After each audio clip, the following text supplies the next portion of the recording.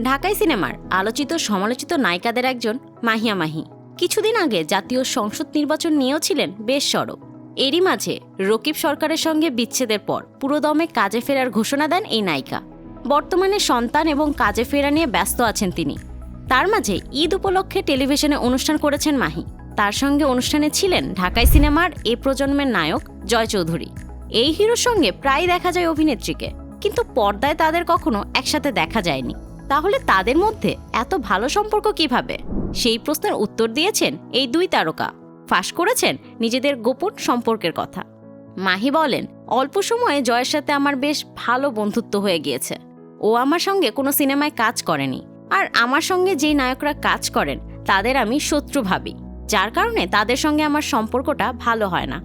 জয়ের সঙ্গে আমার 2019 সাল থেকেই বেশ ভালো সম্পর্ক, কিন্তু গোপন রেখেছিলাম, কারণ যে কোনো জিনিস গোপন রাখলে সেটা সুন্দর থাকে। এদিকে মাহির সঙ্গে সম্পর্কের বিষয়ে জয় বলেন, খোলামেলা বিষয়টা আসলে সবাই ভালোভাবে নেন না।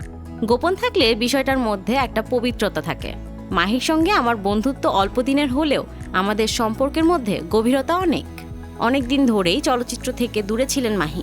তবে এবারের ঈদে মুক্তিপ্রাপ্ত রাজকুমার সিনেমায় শাকিব খানের মায়ের চরিত্রে অভিনয় করে দর্শকদের চমকে দিয়েছেন তিনি। তার চরিত্রটি নিয়ে দর্শক মহলে চলছে বেশ আলোচনা সমালোচনা।